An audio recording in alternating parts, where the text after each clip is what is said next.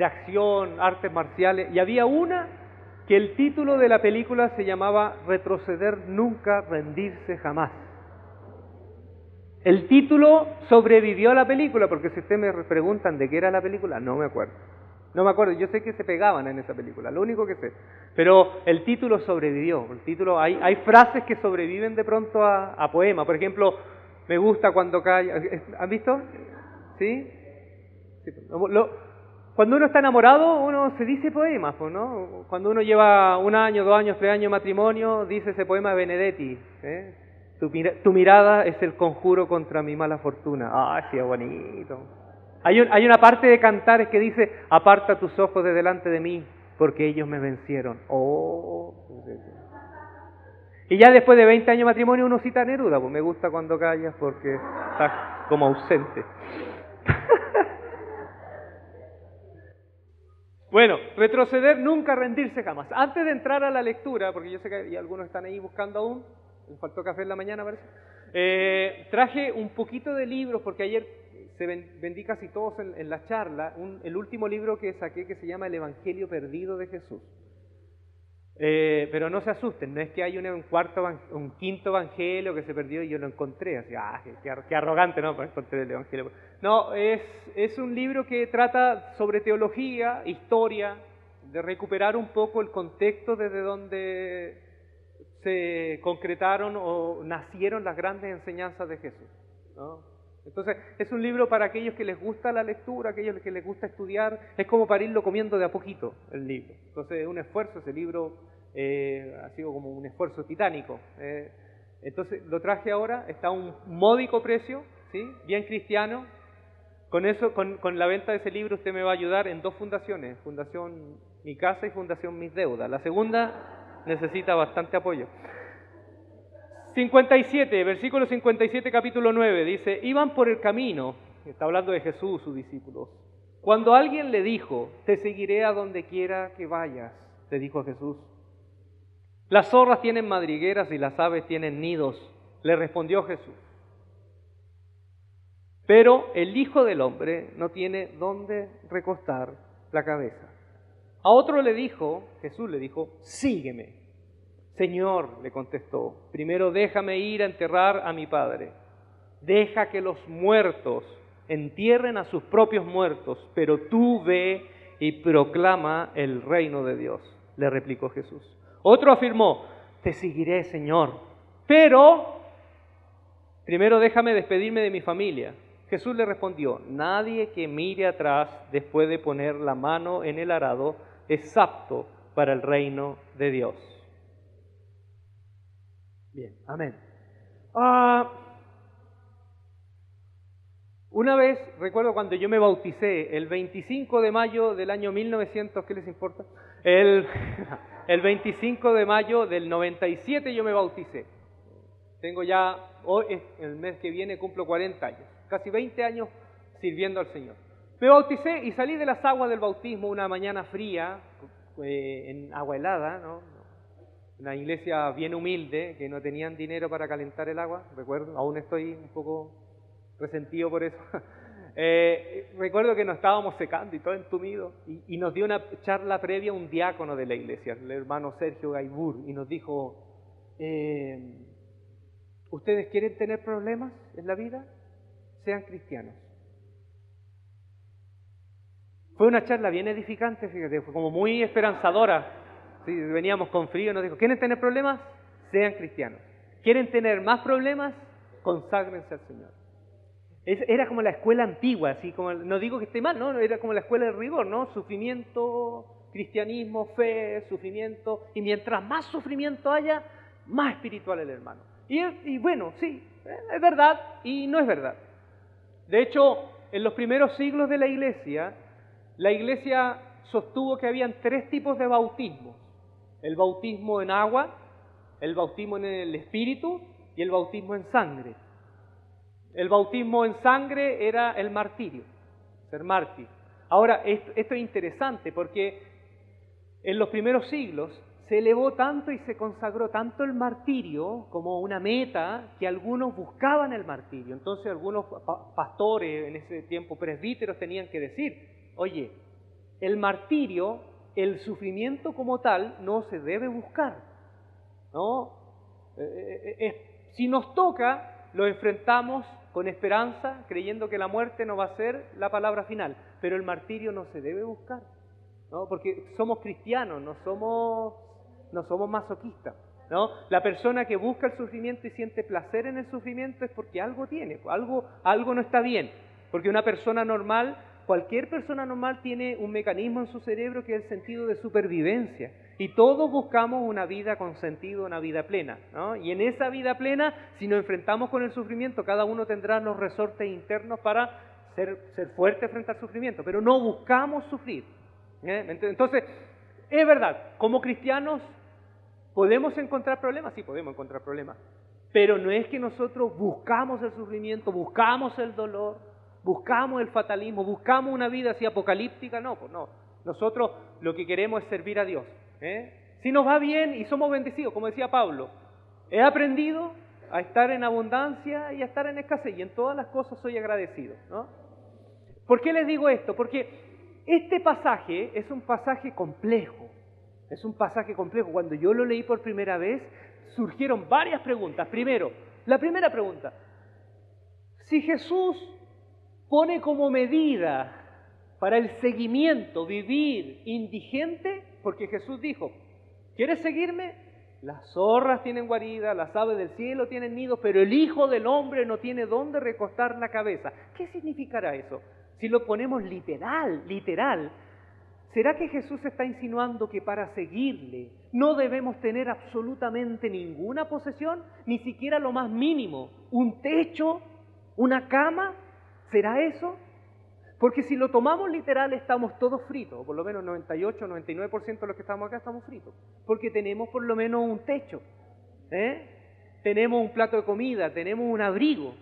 Entonces, ¿qué será? ¿Jesús nos está lanzando a la indigencia? Segundo, imagínense, ausentarse en el funeral de tu papá, no estar ahí cuando se está muriendo, ¿no? O sea, Jesús dice, deja que los muertos entierren a sus muertos. ¿Será literal eso? ¿Cómo lo tomamos? ¿Cómo tomamos esa invitación de Jesús? Porque si tomamos literal, significa literalmente, o casi acercarnos de manera peligrosa a romper uno de los mandamientos más claves que hay en el Decálogo, y después Pablo lo repite, honrarás a tu padre y a tu madre, ¿no? Y yo, por ejemplo, si ustedes me preguntan, si yo en mis últimos días, en los últimos momentos, a mí no me va a importar mucho si están todos los amigos que fueron parte de mi vida. A mí los que realmente me importaría que estuvieran ahí, en ese momento clave en donde yo amarro las últimas cosas, dejo ese legado, me gustaría que estén ellos, mis hijos, ¿sí? Entonces, imagínense perderse ese momento. Y para un judío, fallar o no estar ahí en el funeral de tu papá, o estar ahí en los últimos momentos de tu papá, se veía muy mal en la sociedad. Entonces, ¿cómo lo tomamos? ¿Cómo lo tomamos? Y aquí es donde viene una de las herramientas que uno debe tener para acercarse a los textos bíblicos cuando uno es maestro, que es la hermenéutica, ¿no? No estoy hablando en lengua, ¿no? Porque hay algunos que hablan. Hermenéutica tiene que ver con la interpretación de los textos. Lo digo porque cuando yo estudié en el seminario teológico, allá en el seminario bautista, habían compañeros míos que estaban en primer año de estudios teológicos y ya se creían teólogos. Y uno de ellos era bien chistoso porque hacía su obra práctica en Melipilla, al interior de Melipilla, en una iglesia muy pequeñita con gente campesina. Y el primer mensaje que se lanzó este tipo fue: hermanos, ¿habéis oído de homilética? ¿Habéis oído de hermenéutica? ¿Habéis oído de dialéctica? O sea, no, imagínense, había gente que no sabía ni leer y que eran hermanos en la fe.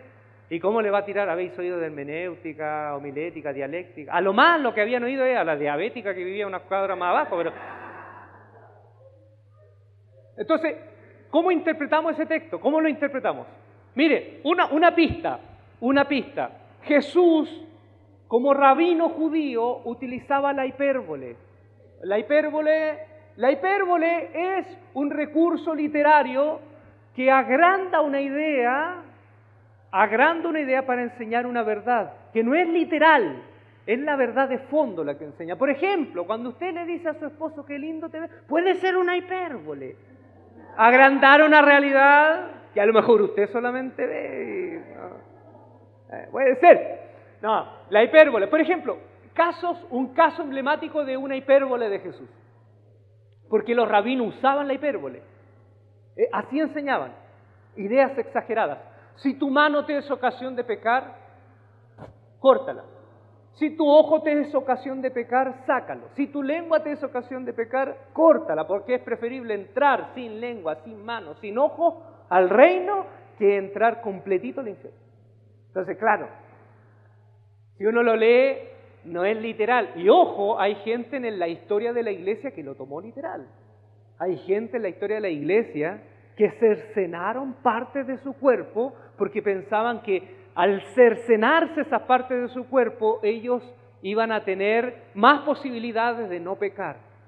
Entonces, imagínense, si lo tomamos literal, imagínense ahora, tomémoslo literal. En la entrada de acá de la iglesia sería una ruma así de miembros que ahí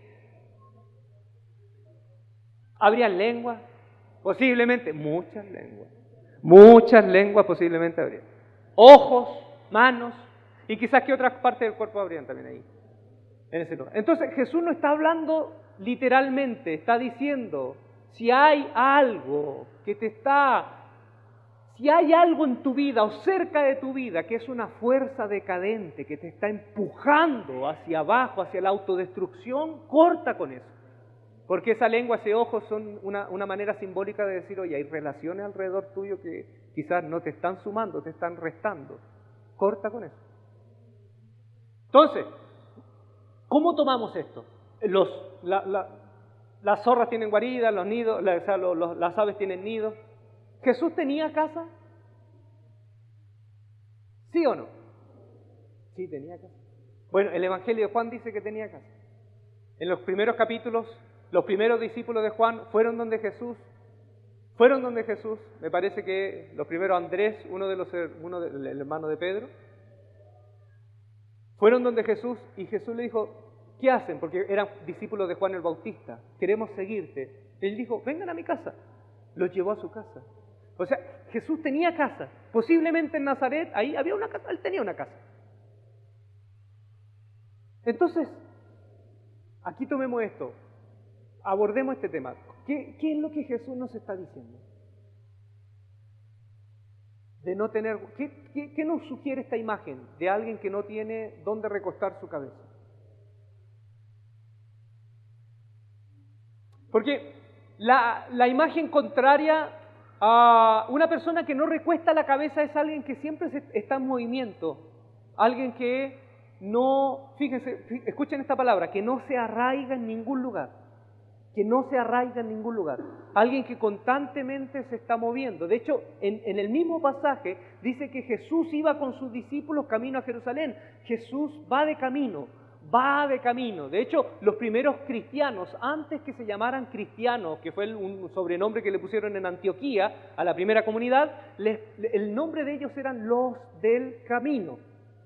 Los del camino. ¿Por qué? Porque para el hebreo la idea de camino tenía que ver con orientación de vida. De hecho, en el Antiguo Testamento algunos profetas decían que los caminos del hombre no son los caminos de Dios, ¿no? Tiene que ver con orientación de vida, con moverse, con tus opciones fundamentales para el hebreo se resumían en esta imagen, el camino. Entonces Jesús se mueve. Como el Dios del Antiguo Testamento cuando ponían el tabernáculo y la presencia de Dios, la gloria de Dios se movía de un lado para otro, ¿sí? Se movía. Entonces, ¿cuál es la imagen contraria a moverse? Arraigarse, echar raíces. Fíjense que esto es interesante porque en psicología hay un término que se llama apego. ¿Han escuchado ese término? El término que se llama apego. Y el apego es, fíjense, la convicción emocional de aferrarme a algo porque siento que al aferrarme a eso me da felicidad. Y a veces un apego, y casi siempre los apegos son enfermizos, porque es una obsesión, me aferro a esto. Y uno puede aferrarse a personas, puede aferrarse a la imagen, puede aferrarse a posesiones, a lo económico, y me aferro a esto. Fíjense mis padres viven en Quilpué. 55 años de matrimonio. 55 años de matrimonio. Yo le pregunté a mi padre, ¿cómo lo hizo papá? 55 años de matrimonio. Y ellos tienen su receta. Todas las semanas ellos iban a comer, iban al cine, salían. 2 veces a la semana. 2 veces a la semana. 55 años. Y esa fue su técnica. 2 veces a la semana salían. Él salía los martes y él salía los jueves. Entonces,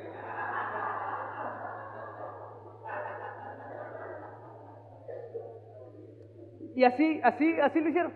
Ahora, fíjense, mis padres cuando se casaron, no tenían nada. Ellos construyeron una casita bien pobre en Quilpué, en uno de los cerros de Quilpué, y empezaron a llenar la casa con cositas. Lo primero fue un colchón, una mesita, después vinieron unos muebles, después vinieron el primer hijo, el segundo hijo, otra cama, y llenaron la casa de cosas.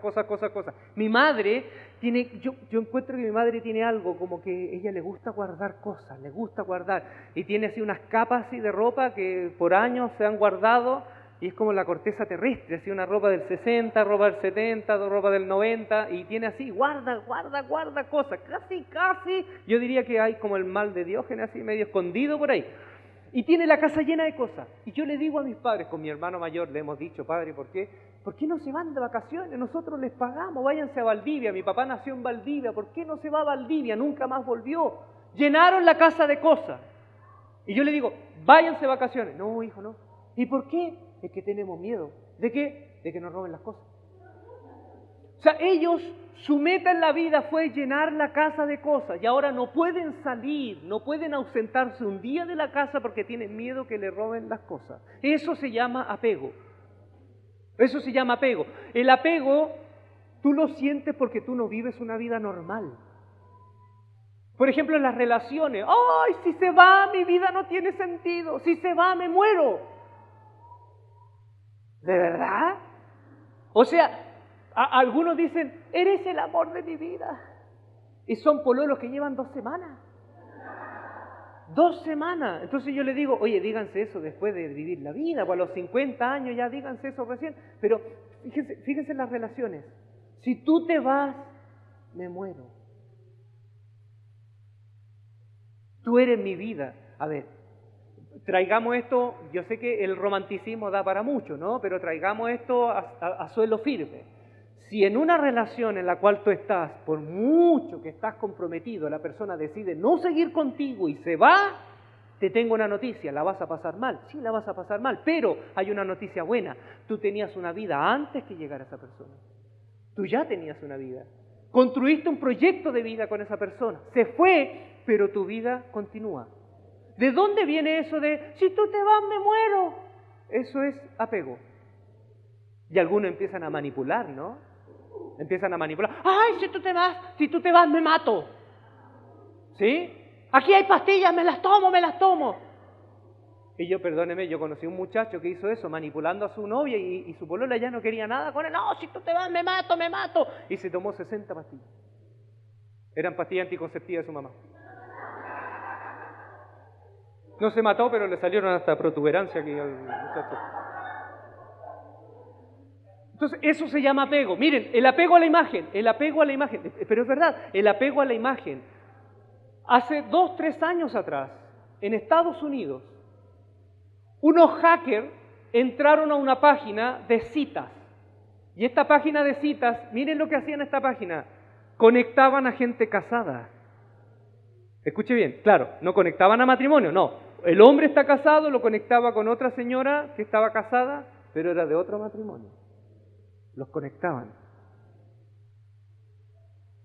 ¿Y qué pasó? Hackearon esa página y subieron la nómina, el nombre de todas las suscripciones, todos. Y ahí se cumplió lo que dice Jesús, pues lo que se hace oscura se grita en el tejado. Y aparecieron todos. Y uno de la lista era pastor. Pero no cualquier pastor. Era un pastor que era profesor en un seminario teológico, rector de un seminario, me parece. Capacitaba a otros pastores. No era cualquier pastor, era un pastor de estos de renombre, que tenían denominaciones y que eran un pastor de pastores casi. Salió en la lista. Este hombre había construido años y años su imagen. Una imagen que para los demás estaba matizada con todo un tema de respeto, de honra, de honor. Casi era una emanación de Dios en la tierra ese hombre. Pero su nombre apareció en la lista. ¿Saben lo que hizo él? No pudo. La vergüenza fue más que cualquier otra cosa. Se quitó la vida. Y le hicieron no un reportaje, pero le preguntaron a la esposa, ¿usted por qué cree que lo hizo? Y ella, fíjense lo que dijo, la esposa dijo, yo creo que mi esposo nunca concretó nada, pasamos un momento muy bajo en nuestro matrimonio, no creo que haya concretado nada, pero sí sé que él había construido por muchos años una imagen de respeto, porque él era un hombre íntegro que cometió un error. Pero lamentablemente su imagen lo era todo. Su imagen lo era todo. Eso es apego. Hay personas que prefieren morirse a ser pobres. Personas que tienen mucho dinero, que caen en el tema de la bolsa, se vinieron abajo, en las crisis que han venido, prefieren lanzarse de un rascacielos a enfrentar la pobreza. La pobreza para ellos, ¿no? Es nivel estratosférico. Entonces Jesús, ¿qué nos dice? El Hijo del Hombre no tiene dónde recostar su cabeza. ¿Qué nos está diciendo? Para mí, lo que nos está invitando es a vivir sin arraigo, sin apegos. Sin apegos. ¿Cuál es el único apego, o podríamos decir, cuál es la única conexión a la cual nos debemos aferrar con todo? Jesús nos dice, miren, amarás al Señor tu Dios con todo tu corazón, con toda tu alma, con toda tu mente y con toda tu fuerza, ¿sí? ¿Sí o no? Ahora, yo le hago esta pregunta. ¿Ustedes creen que si la humanidad deja de amar a Dios le afecta? ¿Dios dejaría de ser Dios? No, yo no veo a Dios yendo al psiquiatra y diciendo, ¿sabes qué? No tengo problema. ¿Qué le pasó, Diosito? Pase por acá, siéntese en el diván, acuéstese. ¿Y qué le pasó, Diosito? Es que la humanidad ya no me ama y me siento tan mal. No, Dios no.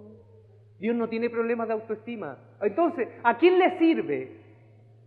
Si podríamos hablar en lenguaje utilitarista, ¿a quién le sirve amar a Dios con todo nuestro corazón, con toda nuestra alma, con toda nuestra mente y con toda nuestra fuerza? ¿Le sirve a Dios porque Dios es un egocentrista universal que está ahí en medio del universo siendo el centro de todo y queriendo así como ámenme, vengan a mí, ven que soy lindo, ven que soy grande? No, Dios no. No. ¿A quién le sirve? A nosotros. ¿Saben por qué? Porque yo creo que Dios, en otras palabras, nos dice, miren, hijo, te doy un consejo en la vida, no te apegues a nada, no te aferres a nada, a ninguna relación, a ninguna posesión, a nada, porque todo va a pasar. Tarde o temprano, todo va a pasar.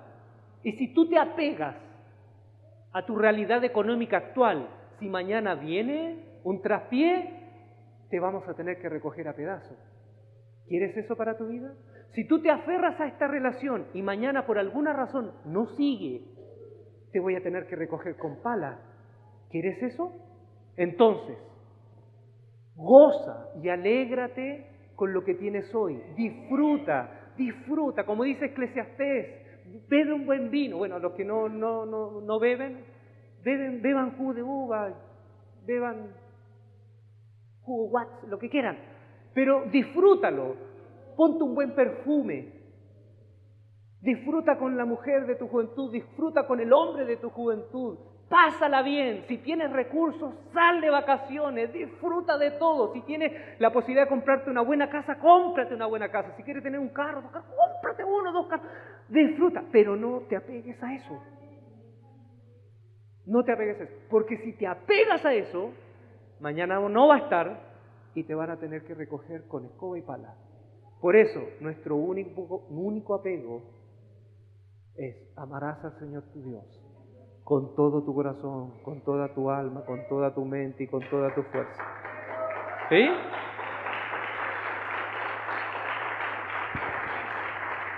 Disfruta. Y vuelvo de nuevo a lo que dice Pablo. Pablo dijo, he aprendido a estar contento en todas las situaciones. He vivido muy bien en la vida y doy gracias a Dios. He tenido un traspié económico, perdí amistades, perdí conexiones, perdí toda la carpeta de clientes que tenía, me ha ido económicamente súper mal, pero en ese lugar también he aprendido a agradecer. Un pancito con mantequilla, una taza de té. Una casa que a lo mejor no tiene calefacción, pero no importa, calienta unos ladrillos como mi mamá hacía, calentaba ladrillos, los envolvía en un paño, los ponía ahí en los pies de la cama y ¡ah, qué rico! Era el mejor escaldazono que yo tenía en la infancia. Y aprendí a agradecerle a Dios, porque nada es eterno. Y así como hoy a lo mejor no estoy bien, si trabajo duro, mañana voy a volver a estar bien. Y volveré a agradecer. Segundo, miren, deja que los muertos se entierren a sus muertos. Y él, oye, pero mi papá se está muriendo, Señor. De nuevo, Jesús, yo insisto en que Jesús está utilizando una hipérbole. ¿Saben por qué? Porque aquí hay una cuestión interesante en la cultura de Jesús. En ese tiempo, si uno quería seguir a un rabino, porque los rabinos, Jesús hacía algo que no hacían los rabinos en su tiempo. Jesús llamaba a sus discípulos. Ningún rabino hacía eso en su tiempo.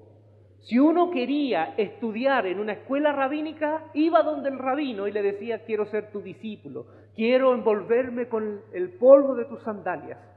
Y el rabino le decía, mira, pero mis honorarios son esto, esto y esto. Porque ninguno enseñaba gratis. Los rabinos conocidos no enseñaban gratis. Pablo aprendió con Gamaliel. Gamaliel era uno de los más grandes rabinos, por lo tanto era bien caro. Y Pablo tenía plata. Jesús era rabino, un rabino en el contexto de su Galilea. Y este joven, fíjense, este joven va donde este rabino y le dijo, quiero seguir. No, Jesús se acerca a él, le dice, ven y anuncia el reino de Dios. Y este muchacho le dice, pero es que tengo que sepultar a mi padre. ¿Saben lo que está diciendo este chico? Este chico le está diciendo, Señor, mi papá aún no muere. En el tiempo de Jesús, cuando un padre moría, solo cuando moría se repartía la herencia del padre, sea poca, sea mucha, entre los hijos. Y cuando se repartía la herencia, el hijo podía disponer de esa herencia. Hay varios comentaristas bíblicos que sugieren esto, que este muchacho, su padre no es que se está muriendo en ese momento, sino que el muchacho le está diciendo estas palabras, Señor, yo no tengo dinero para pagarte, no tengo dinero, por eso permíteme esperar, cuando se muera mi papá, él reparta la herencia, yo puedo tener un capital para pagar los estudios, para seguirte, porque yo sé que con dinero bailan los monos, ¿sí? ¿Y Jesús qué le dijo? Deja que los muertos se entierren a sus muertos. La palabra aramea para muerto es meltin. Meltin es la misma que sepulturero. Entonces es como en arameo Jesús le dijo, deja que los que trabajan con los muertos se preocupen por esas cosas. Tú ve y anuncia el reino de Dios. En otras palabras, no dejes que la falta de dinero sea una excusa para servir a Dios. Entonces ahí uno... Sí, ¿no? No dejes que la falta de dinero sea una excusa para servir a Dios.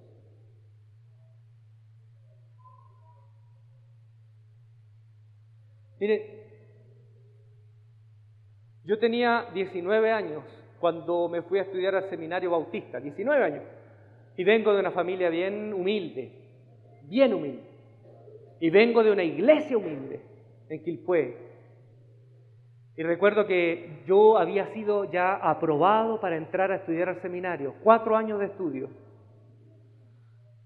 Y la mensualidad en ese tiempo, eso fue hace 10, 13 años atrás, me salía 150,000 pesos chilenos mensuales. Yo vivía en un cuarto, en régimen de internado, y estudiaba en la mañana, estudiaba en la noche. Era como estos seminarios católicos, estudiaba todo el día, y vivía ahí. Dormía ahí, comía ahí, era mi vida. 150,000 pesos mensuales. Para algunos barato, para mí era una montaña de dinero. Mi papá estaba cesante, La iglesia era una iglesia humilde, y la iglesia, recuerdo, era día viernes, me avisaron, hermano Ulises, el día lunes usted tiene que estar en el seminario Miguel Claro, 614, Providencia, con su ropa, todo, porque fue aprobado. Era día viernes, no tenía nada de dinero. Viene el día domingo y la iglesia me despide, ora por mí y hacen una ofrenda en la iglesia. Una iglesia pobre, una iglesia bautista. 75, más o menos, el rango de edad, la mayoría de los hermanos tenía 75, 80, 85 años. El 70% de la población tenía entre 70 y 80 años. Y éramos como 15 jóvenes. O sea, en esa iglesia no había grito de júbilo, había grito de jubilado nomás. Y en esa iglesia... Y con mucho amor, hagamos una ofrenda para el hermano Ulises. Hicieron una ofrenda y no les prometo, 155,000 pesos.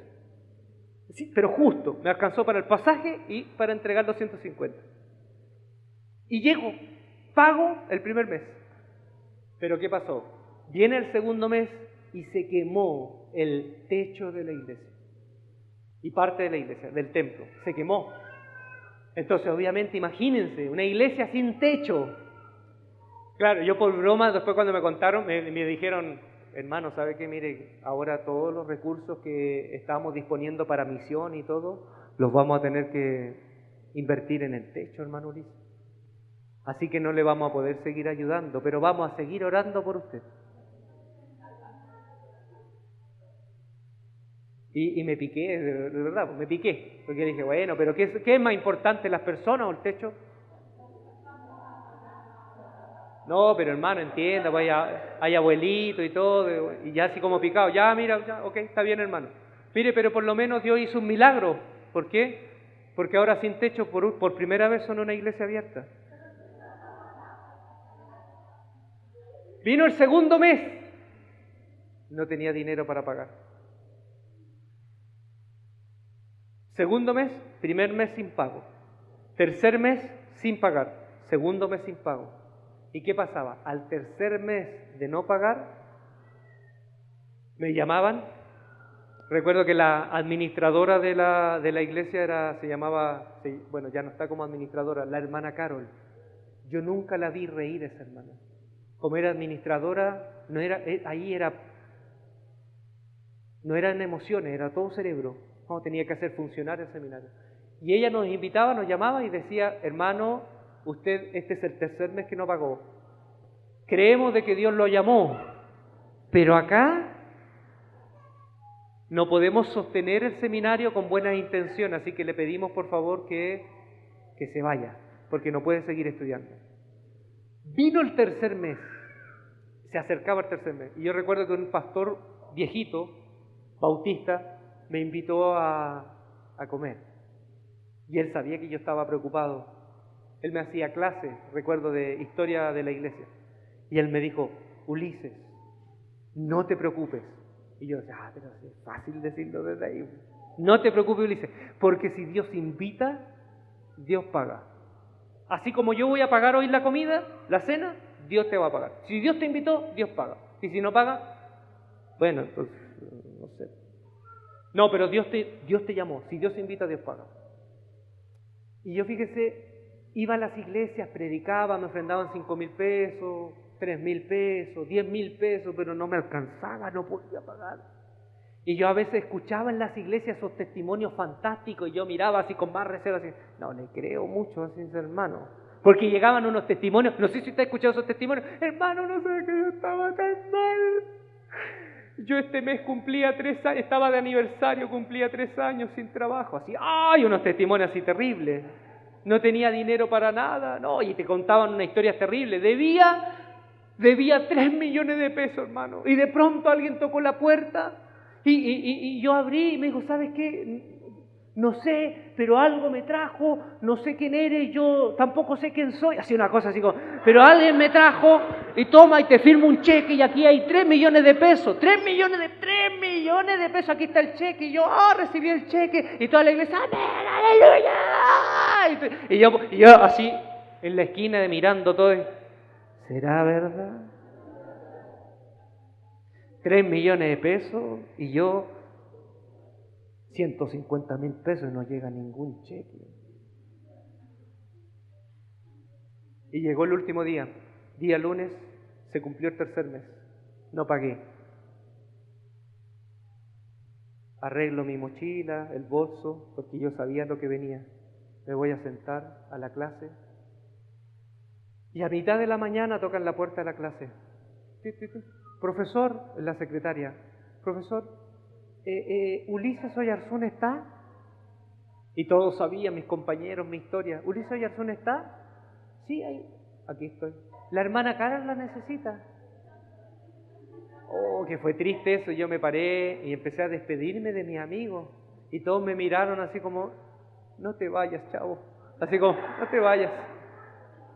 Y voy hacia la oficina de la hermana Carol, golpeo la puerta y la hermana Carol me recibe. Ulises, ¿cómo estás? Y yo miré por dentro y dije, oye, esta vieja está riéndose. Es sádica esta vieja, goza del dolor del otro. Y como con sospecha vengo y me siento, ¿qué está pasando acá? Y me siento así. Ulises, te quiero hacer una pregunta. Me dijo, ¿tú conoces al pastor Jill Lane de Amarillo, Texas? Y ahí me viene explicando. Lo que pasa es que el pastor Jill Lane, su hijo, era misionero en Chile. Y ahí como que conecto, sí, un amigo mío, lo conocí 6 meses, después se volvió a Estados Unidos, era un muchacho misionero, Caleb, en Viña del Mar, misionero, gringo, joven. Caleb supo, porque se hizo una cadena de oración entre la unión de jóvenes de mi realidad, supo, se enteró y habló con su papá. El papá es pastor de una iglesia, era pastor, ahora jubiló de una iglesia grande. Y dijo, y el pastor Jill Lane nos mandó un fax, fíjense, tiempo de fax. Nos mandó un fax hace una semana preguntándonos si tú realmente estudiabas acá. Y nosotros le dijimos, sí, estoy acá. Nos preguntó, ¿es un buen muchacho, buen estudiante, tiene futuro, ven que tiene un llamado concreto? Y le respondimos, sí, y trabaja con los jóvenes y hace cosas muy buenas y ayuda mucho en el seminario. Y hoy el pastor Jill Lane nos acaba de confirmar que a través de una transferencia, la iglesia de Amarillo, Texas, te pagó los 6 meses, el primer semestre de estudio. Y ahora ya no era la hermana Carol contenta. Y salí de la sala flotando. Esas historias que yo había escuchado se hacían realidad ahora en mi vida. Y salí flotando de la sala. Espérese, esto no es, esto es... O sea, si Dios te da algo, te lo da con tutti, no es algo así como, ya, sí, como migajita. Entonces, terminó el primer semestre, yo envié cartas de lo que estaba haciendo, de dónde estaba involucrado, estaba predicando en congresos, en campamentos de jóvenes, trabajaba en la radio, estaba trabajando en Radio Armonía. Entonces, hacía muchas cosas con respecto a la juventud, le envié cartas. Y de pronto, en agosto, vuela Caleb a Chile. Y en uno de los motivos del viaje era juntarse conmigo. Y Caleb me dice, Ulises, te tengo una mala noticia y una buena noticia. La mala primero. No te vamos a poder seguir apoyando porque tú no eres misionero de la iglesia. Entonces, la iglesia, si quiere apoyar a largo plazo, tiene que apoyar a misioneros. Y la buena es que la iglesia pensó y sacó cálculo. Ellos cuando envían jóvenes misioneros como a mí, son como 3 años previos de preparación, porque todos nosotros no sabemos español, tenemos que empaparnos de la cultura, tenemos que aprender el idioma, tenemos que pagar un alquiler y las casas no son baratas, entonces es bastante la suma de dinero que se invierte y los resultados no son tantos. Y la iglesia está viendo que tú has tenido resultados mucho más rápido porque eres del país, eres de la cultura, y la iglesia de manera así rápida, unánime, te nombró misionero oficial para la juventud en Chile. Y la buena noticia, Ulises, es que tus 4 años de estudio están pagados. Y ahí recordé el almuerzo, esa cena con el pastor que dijo, hijo, si Dios invita, Dios paga. Y ahí recordé...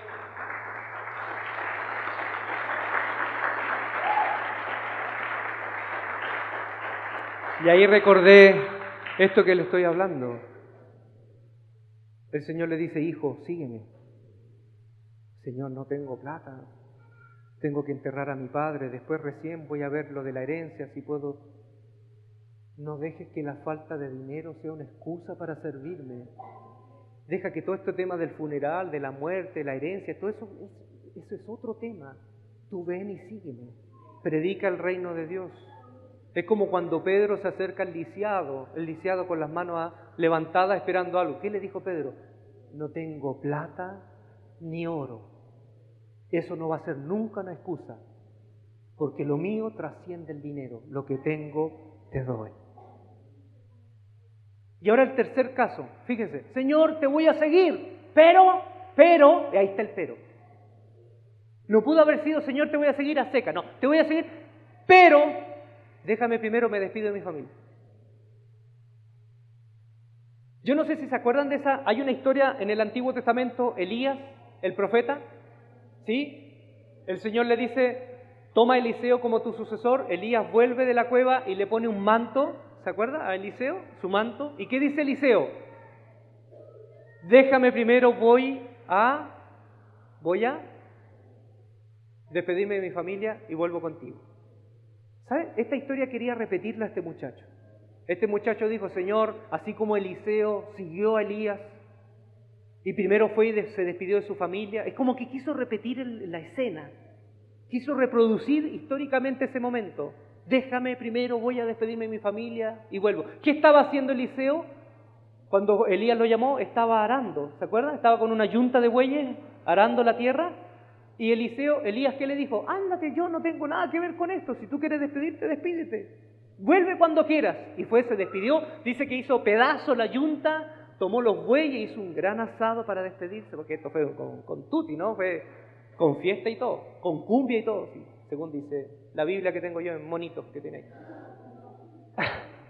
Entonces este muchacho quiso hacer lo mismo. Señor, tú como mi Elías, permíteme ir, despedirme de mi familia como tu Eliseo y vuelvo. Y el Señor dijo, ¿sabes qué? Mira, espera, para. Yo soy superior a Elías, así que ponte en tu lugar. Yo soy superior a Elías. Si Elías esperó a Eliseo, esa es cuestión de Elías. Yo soy superior a Elías. Ahora, fíjense. Señor, y después déjame, voy y me despido de mi familia. ¿Cómo es eso? O sea, si cuando digo Señor, yo pongo toda la agenda a tu disposición, ¿no? Entonces, ¿cómo es Señor, pero la agenda la sigo teniendo yo?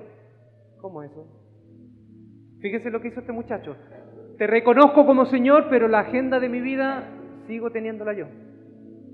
¿Se puede o no se puede? No, pues. El Señor le dijo eso mismo. No. Dijo, no, pues cabrita, así no es la cosa. Ubícate. No es así. Si tú quieres seguirme, la agenda la tengo yo, no tú.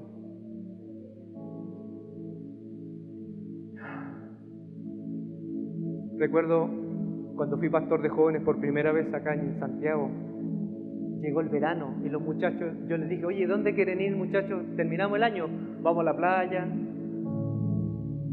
¿Qué querían ir al sur o vamos a la montaña? Era un grupo de hombres. Y los muchachos dijeron, vamos al Cerro Provincia. Y yo no conocía el Cerro Provincia. Para mí Cerro Provincia era un cerro. Y el Cerro Provincia, no sé si lo conocen, son como casi 3.000 metros de altura. Recuerdo que yo le dije, vamos al Cerro Provincia. Y no, pues eso ya es la cordillera. Le hice caso. Recuerdo que era día domingo en la tarde, después de la reunión a las 5 de la tarde nos reunimos en la ladera del Cerro Provincia. Y empezamos a subir. Y yo llevaba una mochila, porque uno de los chicos había subido una vez. Después de los demás, 15 no habían subido nunca. Más el pastor, su pastor de jóvenes, que tampoco había subido. Yo llevé en la mochila, recuerdo, muchas cosas, por si acaso. Creo que a veces, sobre todo si uno deja que la mamá le llene la mochila, o la esposa, ya, una cosa para la nieve, y era verano, por si acaso. Unas botas de esquí, por si acaso, era diciembre. Entonces llevaba la mochila como con 30 pesos, 30 kilos de peso, una mochila gigante. Y la primera parte del Cerro Provincia yo recuerdo que literalmente era como la serie de Batman y Robin de los 60, con un cordel casi en 90 grados. Y yo dije, oye, ¿y cuándo vamos a llegar a la cima? Y uno de los muchachos que había ido una vez dijo, pastor, mire, de aquí hasta la primera estación vamos a llegar como a las 9 de la noche y tenemos que dormir ahí y mañana a las 6 de la mañana nos tenemos que levantar y llegar allá para estar arriba como a las 12 del día, al mediodía. Bueno, en ese momento dije, Señor, ¿por qué me hiciste pastor de jóvenes? Seguimos, mire, llegamos a la primera estación, comimos, al otro día 6 de la mañana nos levantamos, de los 15, 5 se quedaron, siguieron 10. Y como los 10 querían seguir subiendo, yo como pastor dije, bueno, soy responsable, me voy con los 10. Y miren, eran como el mediodía, nos quedaban 500 metros de llegar, casi 250 metros de llegar a la cima, y ya todos íbamos cansados, con calambre. Yo nunca había sentido calambre en todo mi cuerpo, se lo prometo. Fue una experiencia única. Yo iba así como los Walking Dead, ustedes así con la boca seca. Nunca había sentido tanta sed.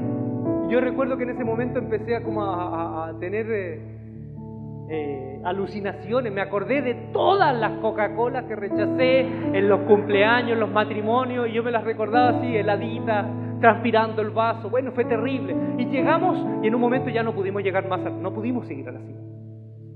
Y nos sentamos. Y dije, ya paremos. Para sorpresa mía, de pronto vimos un tipo que venía caminando, una silueta pequeñita, que venía así, pero caminando así, rápido, como si nada. Y nosotros éramos los caminantes, Walking Dead, y este se quedaba caminando. Y se venía acercando, y de pronto cuando ya estaba cerca, venía con una ropa especial, practicaba andinismo. Era un flaco, rubio así, cabello largo, rubio, ojos claros, profesor de andinismo. Yo lo vi, y los que vieron El Señor de los Anillos, dije, no, este es un elfo, este no es un ser humano. Este es Legolas, no es un ser humano, porque el tipo así como así.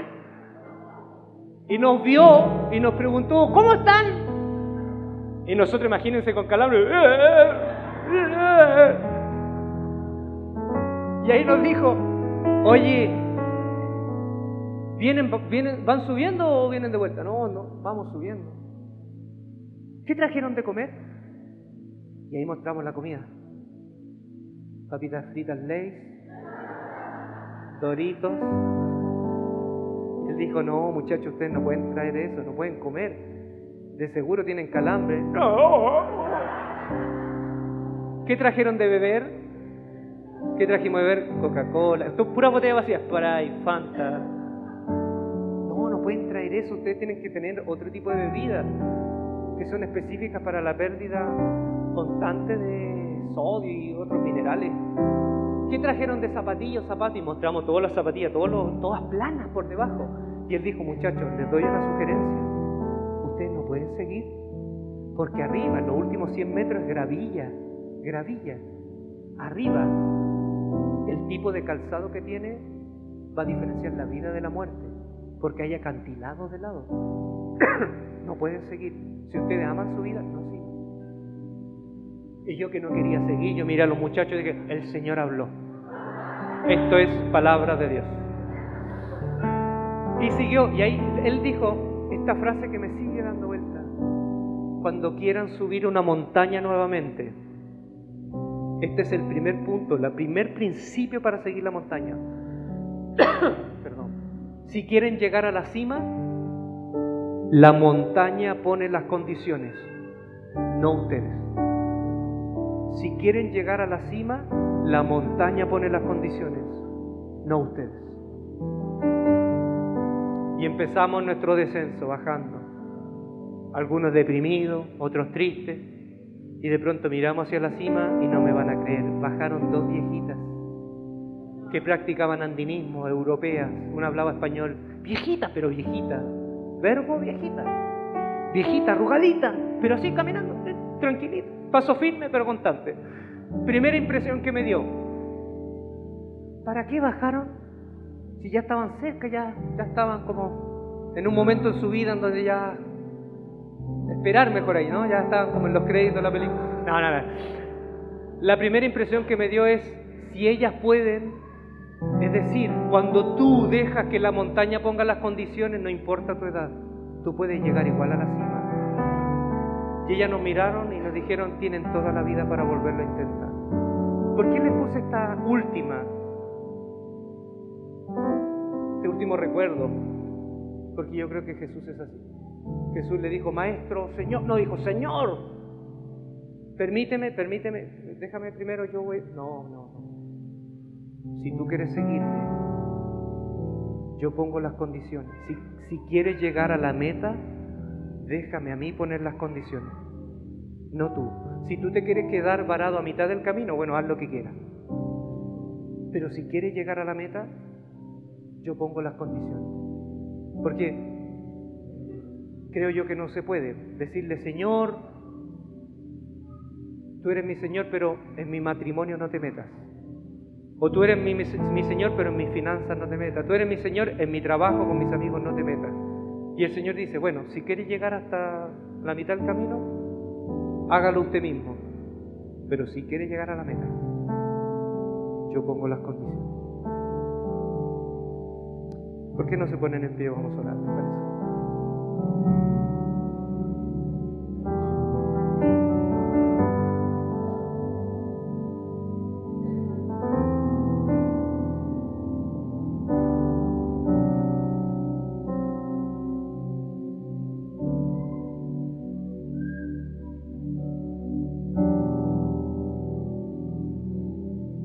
Bueno, agradezco una vez más el gesto. Gracias, pastor. Gracias, pastores, por la invitación. Muchas gracias.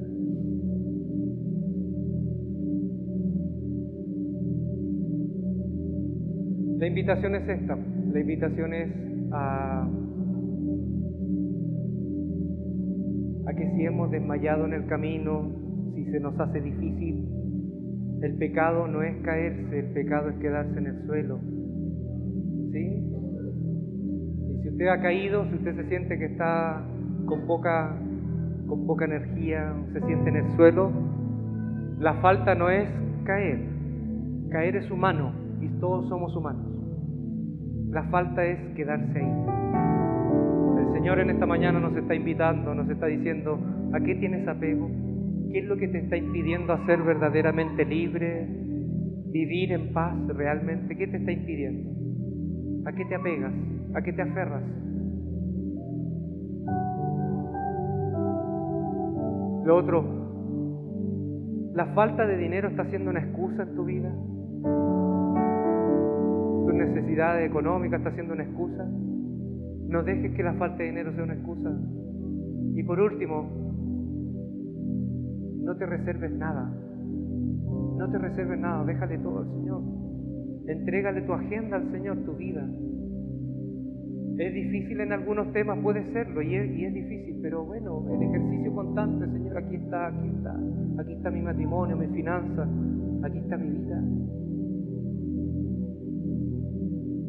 Quiero decirles esto, y ustedes lo han escuchado, el Señor les ama incondicionalmente. El Señor quiere lo mejor para nuestras vidas, quiere que tengamos una vida con propósito, con sentido, una vida plena. ¿Les parece que oremos?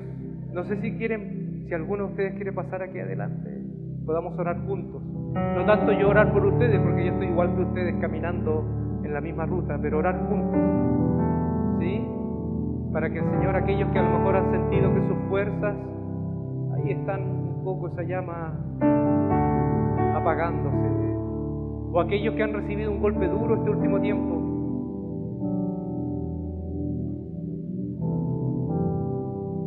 para todos nuestros hermanos que han abrigado la posibilidad de que Chile sea en este momento su país, su casa, lo más seguro es que no han sido también totalmente todas las buenas experiencias. Han vivido también en la nostalgia. Como alguien que está fuera de su país, creo que les entiendo un poco. Que puedan sentir que esta es su casa. Que hay gente que aquí sí los quiere, que los abraza, los recibe. Señor, te damos gracias en esta tarde. Gracias por tu presencia consoladora, tu presencia que nos da esperanza, tu presencia que nos instruye, nos anima. Señor, A veces quisiéramos ir toda la vida de la mano contigo, pero hay momentos en donde tú también nos permites tomar nuestras decisiones, nos permites madurar. Y en esa madurez, entender que la vida contigo es mejor. Yo te pido que bendiga, Señor, a todos mis hermanos, hermanas, matrimonios presentes, familias presentes, que necesitan la convicción de que la presencia de tu Espíritu Santo está con ellos. Tú estás con ellos, Señor. Tú los amas incondicionalmente. Tú dijiste, estaré con ustedes todos los días hasta el final. Gracias, Señor. Queremos abrazar esa promesa. Saber que contigo vamos a estar hasta el final. Gracias, Señor. Bendice estos matrimonios. Bendice a todas las familias que no la han pasado bien. Todas las familias que han tenido que llorar este tiempo. Que traigas consolación, alegría.